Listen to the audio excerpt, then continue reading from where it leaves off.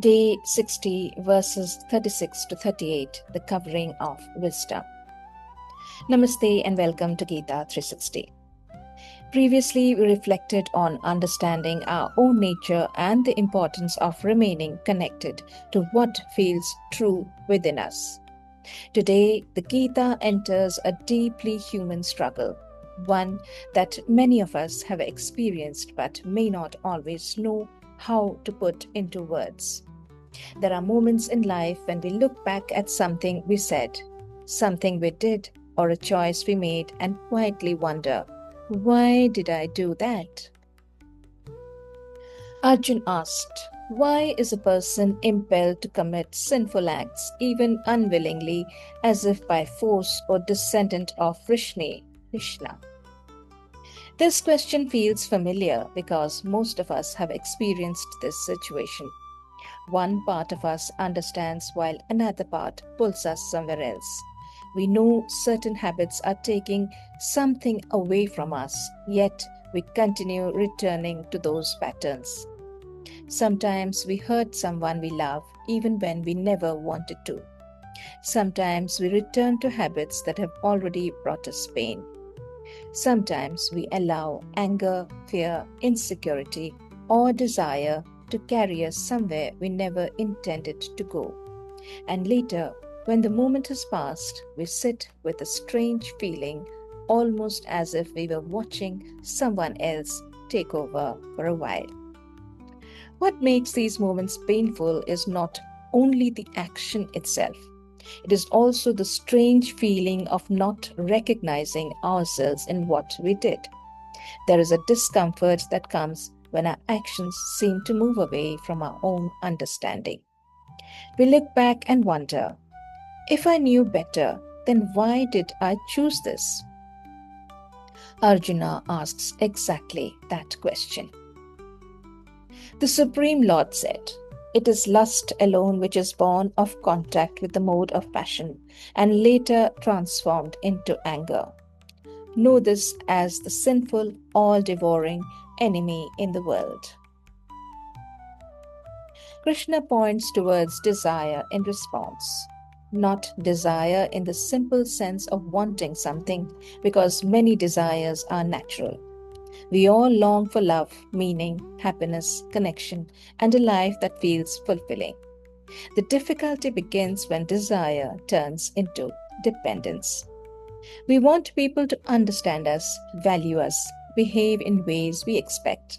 We want life to follow the plans we have created in our minds. We want certainty where life offers uncertainty. And when reality moves differently, frustration begins to grow.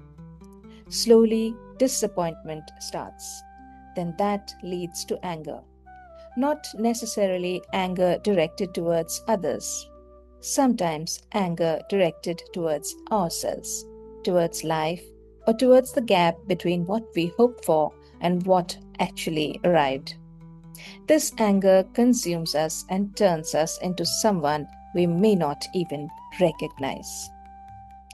As fire is covered by smoke, as a mirror is covered by dust, or as the embryo is covered by the womb, similarly, one's knowledge gets shrouded by desire.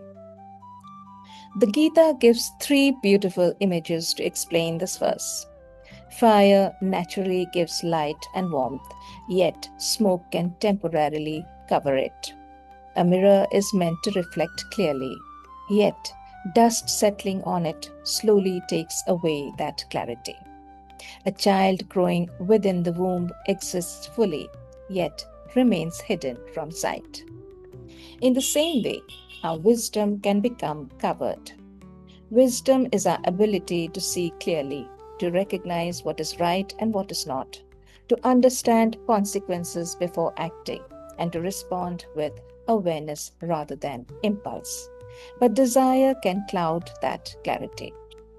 When the mind becomes strongly attached to something, we stop seeing situations as they are. We justify actions we would normally question. We ignore truths we would otherwise recognize. We convince ourselves that temporary satisfaction matters more than deeper understanding, and wisdom stays hidden. Many of us do not make our biggest mistakes because we do not know better. Very often, somewhere within us, we already know. We know when our anger is becoming unfair. We know when our ego is taking over conversation.